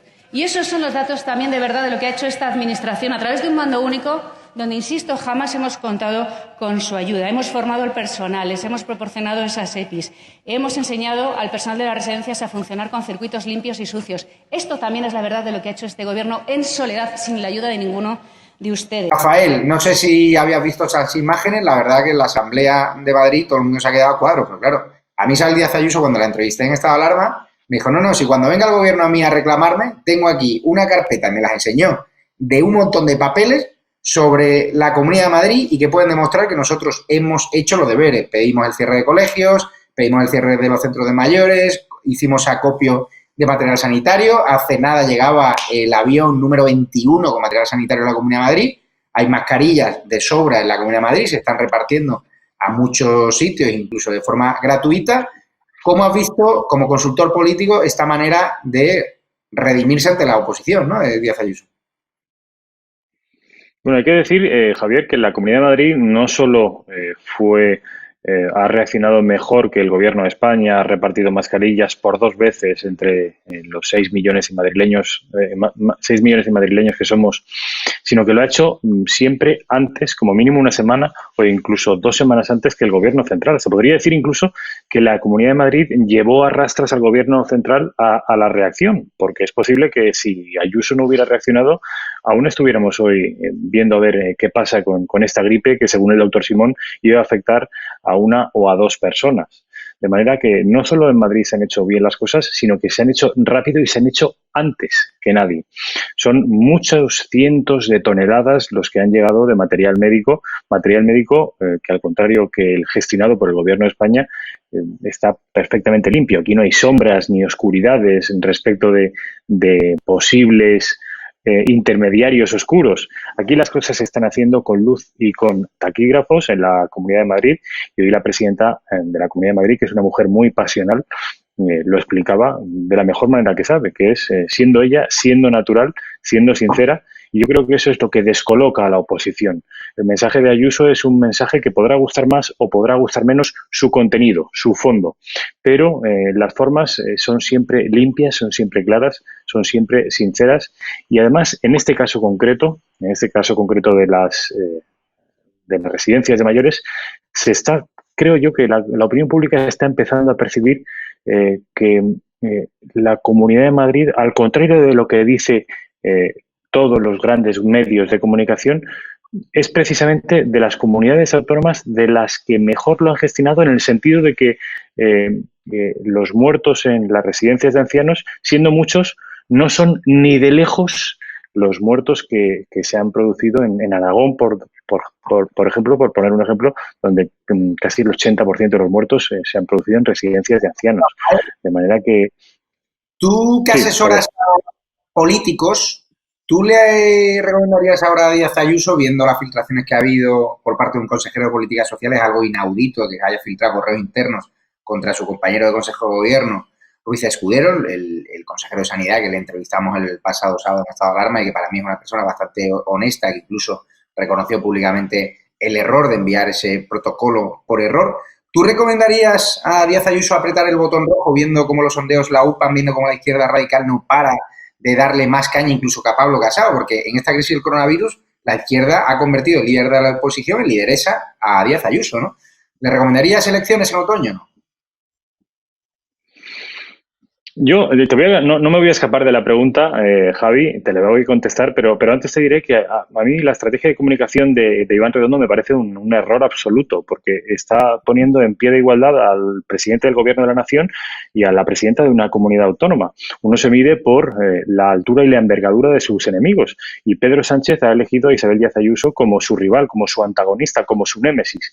Bueno, pues él verá, desde luego. Nosotros encantados de ser la oposición o parte de la oposición al régimen social comunista que ahora mismo hay en Moncloa. Y respecto de las elecciones, Javier, la presidenta lleva insistiendo desde hace varias semanas en que su gobierno ideal, entendiendo y dando por hecho que va a ser muy difícil que el Partido Popular y cualquier otro partido consiga una mayoría absoluta, su gobierno ideal es reunir a los partidos que están a sus veras ideológicas, al centro y a su derecha, que son Ciudadanos y Vox. Y resulta que eso ya lo tiene.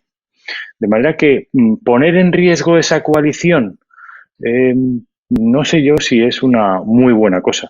Yo, desde luego, a la presidenta le aconsejaría que, salvo catástrofe, salvo una deslealtad insoportable, mantuviera las cosas tal y como están, que es un gobierno de coalición del centro y el centro-derecha, es decir, de Ciudadanos y del Partido Popular, apoyado de manera extraparlamentaria por la derecha, es decir, por Vox. Voy a preguntarle a Roberto Centeno, estoy leyendo OK Diario, Roberto, que, bueno, terrible el verano.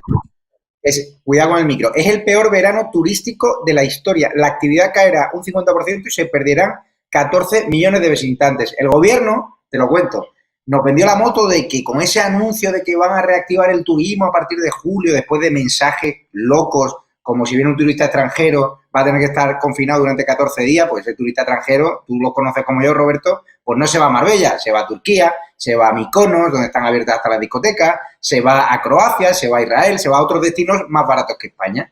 Pues nos están vendiendo desde el gobierno que se han multiplicado, desde el anuncio del gobierno de que reactivan el turismo en julio, las reservas hoteleras. Yo tengo muchos amigos en hoteles, en Marbella, en Valencia, en Bilbao. ¿Sabes cuántas reservas tienen de público extranjero para este verano? No lo sé. Pues no lo sé, ¿un 10%? Ni 5 reservas. ¿5 reservas? Ni 5 reservas ni para el mes de julio ni para el mes de agosto. Es más, te digo que muchos de esos hoteles ni siquiera van a abrir. Por ejemplo, el Hotel Wellington de Madrid ha aprovechado para hacer obras y abre en septiembre. En Marbella hay hoteles que están cerrados, en Valencia hay hoteles que están cerrados. No les compensa abrir con un 50% de ocupación y no teniendo a ese turista extranjero que es el que trae mucho dinero a España, porque desgraciadamente los españoles tenemos un poder adquisitivo muy mermado por esta crisis, somos un país muy golpeado por la crisis, como decía el FMI. No sé si tú crees que estas perspectivas del turismo son como yo las pinto o como las pinta el gobierno. Mira, vamos a ver, en una carta que hemos enviado hace 3 semanas, un grupo de economistas independientes a la Comisión Europea, concretamente a Ursula von der Leyen y a los comisarios que tienen que ver con la economía y también a Christine Lagarde, le dábamos las cifras que nosotros considerábamos que se iban a producir. Concretamente, en el PIB, nuestro cálculo es que el PIB va a caer un 19,9%. La última cifra del Banco de España ya reconocían que podría llegar hasta un 15%, pero en fin, el Banco de España siempre ha estado al servicio del poder desde el año 2008. Bien, Dentro del cálculo, nosotros, al revés de lo que hace el Banco de España o hace la IREF, que dice el 15%, pero no explica cómo lo calcula, nosotros sí lo habíamos calculado. ¿Y cómo lo habíamos calculado? Pues yendo sector por sector. Y concretamente en el sector turístico, por no perdernos en pequeños detalles, el sector turístico va a perder 124.000 millones de euros respecto a lo que perdió, respecto a lo que fue la cifra del año 19, 124.000 millones. Eso es aproximadamente un 11 y pico % del PIB. Con esto está dicho todo. Es decir, el agujero que nos va a hacer el sector turístico va a ser brutal. ¿En base a qué hemos dado estas cifras? En base a lo que la propia patronal hotelera, Iberia y Renfe, habían calculado para este año y que no se va a desviar mucho por las cifras que tú estás diciendo. Pero perdóname que hay una cosa en la que sí quisiera comentar, que ha dicho mi predecesor respecto al tema de Madrid. Respecto al tema de Madrid, perdóname, no estoy en absoluto de acuerdo. Dices que solamente tendría que convocar elecciones si se produjera no sé cómo lo has llamado, pero vamos, digamos que si le hubieran hecho putadas para parar un tren. Hombre, le han hecho putadas para parar un tren, pero no solamente le han hecho putadas, es que te voy a decir más, es que un poco más de 3 semanas, a través de una persona común, el actual vicepresidente y el señor Garrido se han ofrecido a Fray Gabilondo para apoyar una moción de censura. Y el problema que tiene esto de Madrid es que si se adelanta Fray Gabilondo, presenta una moción de censura y lo apoyan Aguado y Garrido, que le han dicho ya que lo van a apoyar, entonces la buena de Isabel no tiene nada que hacer porque ha perdido la Comunidad de Madrid. Tan es así que le mandamos, a través de un amigo mío, que es amigo de Aznar y amigo también de Casado, le mandó un escrito detallándole esto mismo que estoy contando. La respuesta de Casado fue una respuesta inaudita. Lo primero que dijo, la tengo por aquí escrita, pero vamos, me acuerdo más o menos de memoria porque es muy sencilla. Tenía dos argumentaciones Casado para no convocar las elecciones. La primera, dice, cuando le decíamos, hombre, es que todas las encuestas de opinión dan que el PP saca prácticamente mayoría absoluta y sumado eso con Vox es que barre, es que arrasa, porque Ciudadanos se va a quedar de Madrid de 26 diputados, se va a quedar con 3 y el del bombo. Bien, primera respuesta a este punto. Las elecciones las carga el diablo, lo cual me parece una falta de responsabilidad y una cobardía verdaderamente inaudita. Y la segunda, peor todavía, porque dice, es que ahora no vamos a convocar elecciones con el lío que tenemos encima. Pero coño, si han convocado elecciones en el País Vasco y han convocado elecciones en Galicia, ¿qué pasa? ¿Que no tienen lío ellos? Es que se está jugando literalmente la presidenta, que lo está haciendo cojonudo, en eso estoy totalmente de acuerdo, y lo está haciendo muy bien. Está jugando el puesto si no convoca elecciones antes de que Fray Gabilondo, de la mano de Garrido y de la mano del otro, le presente una moción de censura y la mande a la oposición. Eso sería una auténtica... Perdón, una cosa, lo último. El otro día la ABC... Roberto, luego te están esperando otros compañeros. Bueno, vale. Voy a preguntarle a Jordi Cañas, que es que ha llegado una información del Confidencial. 8 diputados de Junts per Cat usan donaciones por el COVID para enviar dinero a Puigdemont. ¿Estabas enterado de ello? Sí. He leído esta mañana la noticia también, sí. Yo siempre digo, cuando uno piensa que no pueden caer más bajo, ellos siguen cavando. Sí. Utilizan, bueno, no sé, igual piensan que como es un virus también lo de Puigdemont, igual así ayudan. Pero si me permites, respecto a las palabras de Centeno, yo no sé si Centeno se piensa que el ciudadano es el servicio al cual pueden mandar, maltratar e insultar. Yo no lo sé. Yo creo que falta un poco de una cultura de pacto y una cultura de gobierno de coalición. Porque, ¿qué pasa? ¿Que Ayuso es la única que está en el gobierno o qué? Pero ¿usted sabe por qué Ayuso es presidenta de la Comunidad de Madrid? ¿Usted recuerda que la señora Ayuso no ganó las elecciones en Madrid? ¿Y así nos tratan? ¿Usted cree que eso es forma de tratar a un aliado de gobierno? ¿Usted cree que eso es lógico? Sí, pero somos el servicio que pueden mandar así, con este desdén y esta soberbia. ¿De verdad? Mire, yo no soy casado. Yo lo que digo es que todos aquellos que han convocado elecciones para reforzar mayorías han perdido las que tenían. Yo, si fuera Ayuso, me lo pensaría. E intentaría ser un poco más prudente, un poco más generosa y entender que los gobiernos de coalición, los éxitos los consiguen juntos y los fracasos también juntos. Porque si los fracasos son de los otros y los éxitos solo son de uno, es una muy mala política de coalición. Y eso lo que hace es que quiebra las relaciones y quiebra las cosas. Pero si no han hecho más que apuñalarla por la espalda. ¿Me deja acabar? ¿Puedo acabar? Si quieres solo habla usted. No, si quieres solo habla usted y me voy. Jordi, acaba con tranquilidad y luego a Rafael Núñez Huesca. Apuñalar por la espalda, ¿qué se refiere? ¿A que te responsabiliza la gestión de las residencias de ancianos al consejero cuando la responsabilidad sanitaria es de otro? ¿Usted sabe lo que es un centro sociosanitario? ¿Y sabe cuáles son las responsabilidades de cada uno en esa gestión? ¿Usted recuerda lo que pasó al principio? Yo creo que al revés no ha pasado. Lo que pasa es que uno al final llega un momento que tiene que hacer valer el trabajo que hace. Y sobre todo ser respetuoso. Mire, la política es uno ya todos mayorcitos. Yo lo que creo es que la gestión que se ha hecho en la Comunidad de Madrid ha sido lo máximo que se podía hacer. Evidentemente se han hecho cosas mal. Yo cuando se habla de muertos, uno solo es muchísimo y seguramente la gestión que se ha hecho en general era perfectible. No me gusta absolutamente nada, me parece bellaca y vil lo que está haciendo el gobierno de España, responsabilizando a Madrid y no poniendo... lo de Pablo Iglesias, que es el máximo responsable porque él mismo se autonombró de las residencias de ancianos, intentando centrifugar su responsabilidad y centrando el foco de lo sucedido en la Comunidad de Madrid. Pero también nos equivocaríamos si no somos conscientes de que hay que analizar qué ha pasado en general en toda España, en las residencias de ancianos, y tomar medidas para que nunca más vuelva a pasar lo que ha pasado, ¿no? Aparte de tirarse los tazos en la cabeza. Pero repito, Ciudadanos no es la muleta del Partido Popular. Y si el Partido Popular lo trata así, pues él sabrá. Yo creo que no hace bien. Y repito, las elecciones sí que las carga el diablo, porque aquellos que se piensan que las elecciones van a dar las mayorías absolutas que dan las encuestas, deberían aprender a leer las encuestas y cómo han evolucionado en los últimos años respecto a los resultados electorales definitivos. Voy a dar paso a Rafael Núñez Huesca, porque está haciendo el turno de palabra, y acabo con Roberto.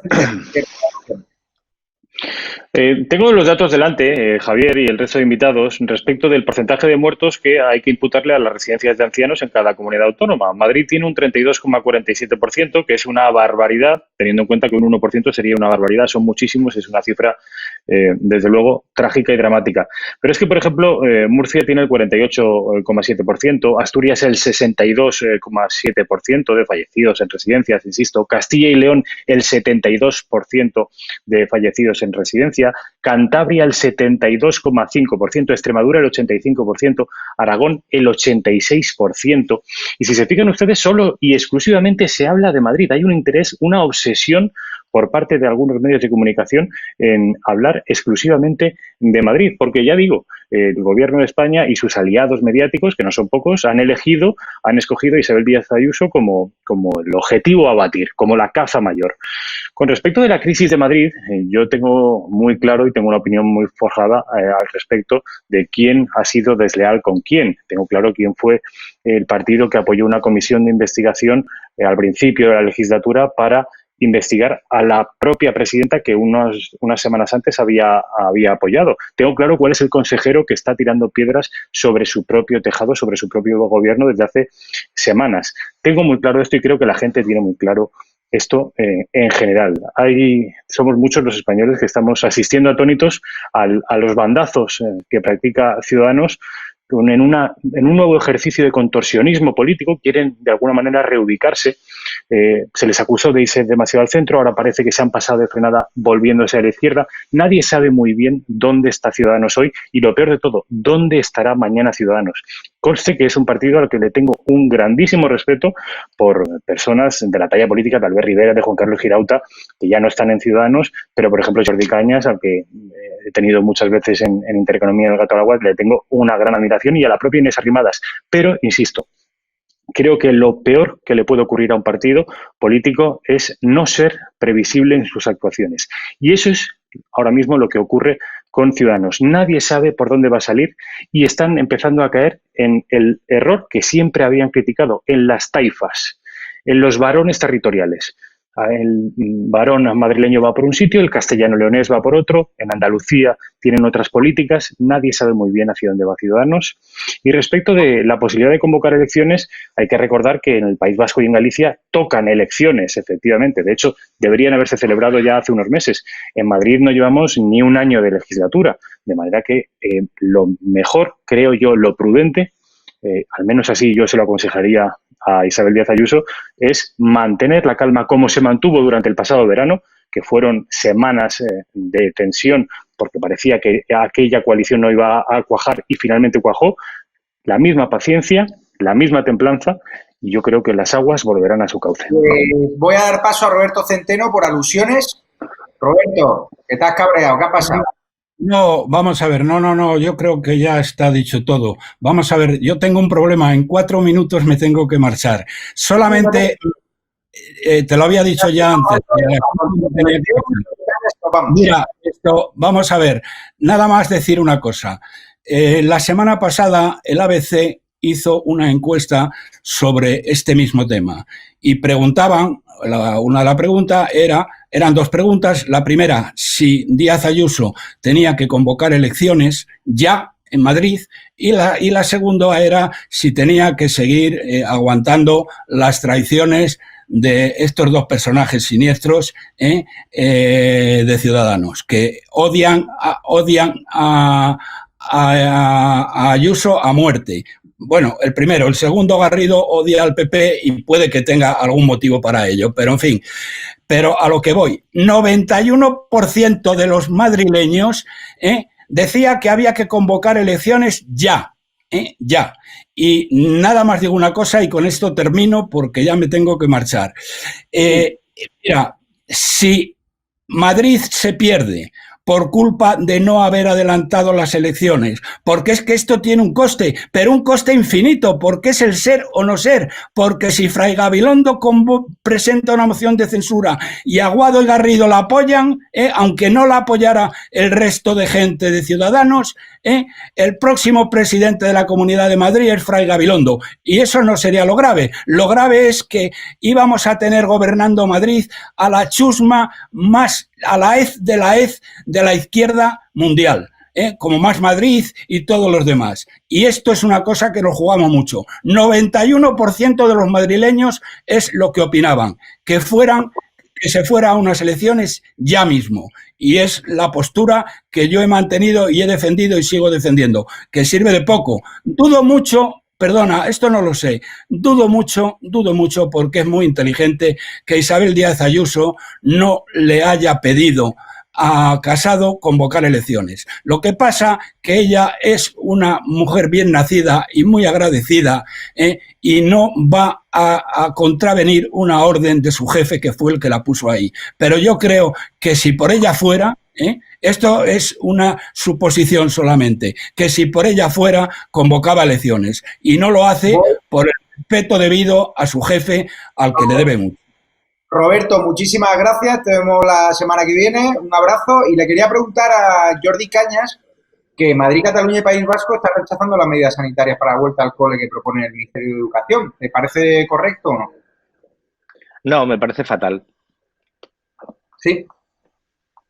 Mire, yo es que a mí me gusta ser coherente con lo que digo. Yo creo que las administraciones públicas tienen que respetar la responsabilidad que tiene cada administración. Yo creo que uno puede mostrar su descontento, pero cuando se decide, porque ¿sabes lo que pasa? Es que cuando lo hacen los separatistas, ¿qué diremos? Ya. Que tienen razón también. Es decir, a mí me pueden no gustar, me pueden parecer insuficientes, me pueden parecer inadecuados, adecuadas y tiene todo el derecho uno a patalear e intentar hacer lo que pueda, pero hay un principio, que se tiene que respetar las decisiones que se adoptan, porque es que si no, repito, uno pierde absolutamente toda la capacidad que tiene después de hacer respetar las cosas.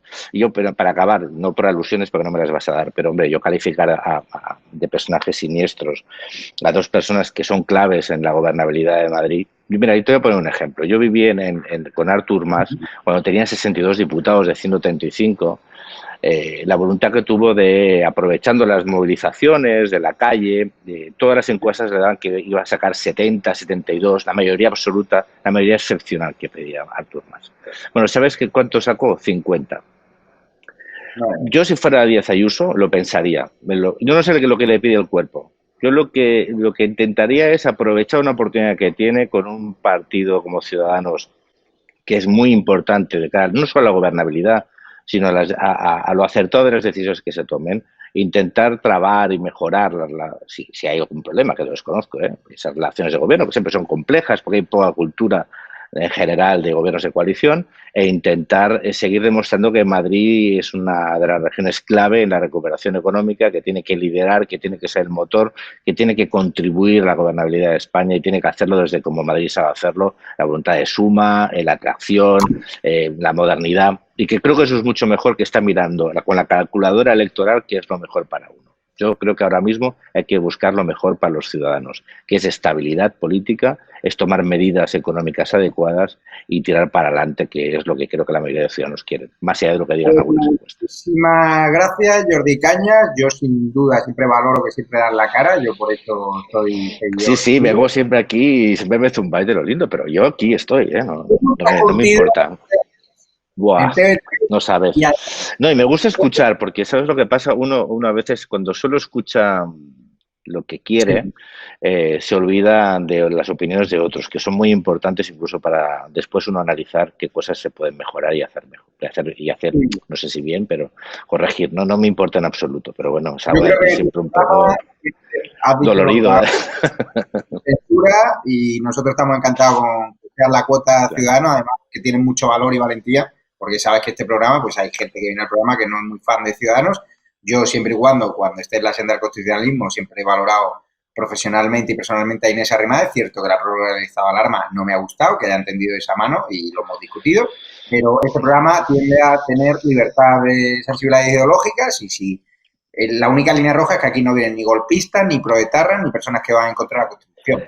Yo, más allá de las diferencias, yo con Centeno, por ejemplo, hemos compartido en muchísimas ocasiones, tiene unos análisis muy acertados, económicos, y oye, ya te digo, no pasa nada, estamos aquí para escuchar. Pues muchas gracias, te dejamos trabajar ya en el Parlamento Europeo, y Rafael Núñez Huesca, te dejo el último titular, tú que eres además periodista y que estuviste en Intereconomía mucho tiempo y sabes lo que es cerrar un programa con un gran titular. Bueno, antes del titular, decir que qué gran tipo es Jordi Cañas y no olvidar el trabajo que hizo en su día Ciudadanos en Cataluña y eso, haga lo que haga hoy en día Ciudadanos, eso siempre quedará. Respecto del titular, yo considero que Isabel Díaz Ayuso es lo suficientemente inteligente como para obrar con la prudencia necesaria. ¿Por qué? No es una opinión, es un hecho. Existe un precedente en los meses de junio, julio y agosto del año pasado, cuando todo parecía que el gobierno de coalición se iba a ir a pique. Esta líder política consiguió mantener las aguas templadas, mantener la calma y, ya digo, cuando parecía que todo iba a estallar por los aires, porque ni Vox ni Ciudadanos querían sentarse juntos y menos aún compartir una misma fotografía, al final hubo gobierno. De manera que confiemos en Isabel Díaz Ayuso, es capaz de mantener la nave a flote y que tampoco engañemos a nadie. Siempre quedará la carta, pero ha de usarse solo en una situación extraordinariamente excepcional, de convocar elecciones. Eso siempre quedará y además la única que tiene la potestad para hacerlo es la presidenta de Madrid. Pues muchísimas gracias, Rafael Núñez Huesca y Jordi Cañas. Nosotros en Estado de Alarma, daros las gracias por los suscriptores que nos seguís, por la fidelidad que tenéis día a día, tanto en directo como en diferido.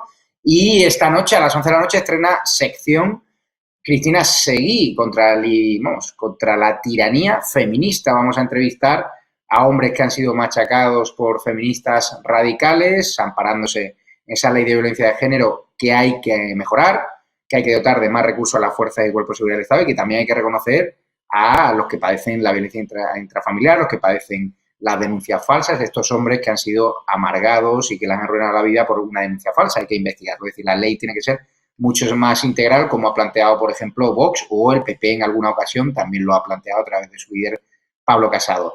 Y a las 12 de la noche, entrevistón que le voy a hacer a mi amigo director de Periodista Digital, el medio más valiente de este país, junto a Estado de Alarma y otros medios digitales que están dando caña, sobre todo lo referido a informar sobre los medios de comunicación que están recibiendo publicidad institucional. Vamos a hablar con él de todos estos temas a las 12 de la noche. Recuerden que Carles Enric va a estar lunes, miércoles y viernes y los sábados solo para coroneles chup chup. ¿Por qué? Porque él tiene muchísimo trabajo ahora. Hemos querido dosificar y centrar toda la información esos días, como arrancamos en un inicio. Era una decisión pactada y cuando bajase un poco la intensidad informativa, cuando hubiésemos pasado a la siguiente fase de la desescalada en la que ya estamos, pues bajar el ritmo porque, claro, el hombre tiene que descansar, nosotros también. Y así que el lunes, miércoles y viernes tendremos todo condensado de forma gratuita y el sábado para los Patreon Premium y los coroneles chup chup o capitanes generales. Así que muchísimas gracias a todos y nos vemos en un rato a las 11 de la noche con Cristina Seguí, a las 12 con Alfonso Roz. Muchas gracias.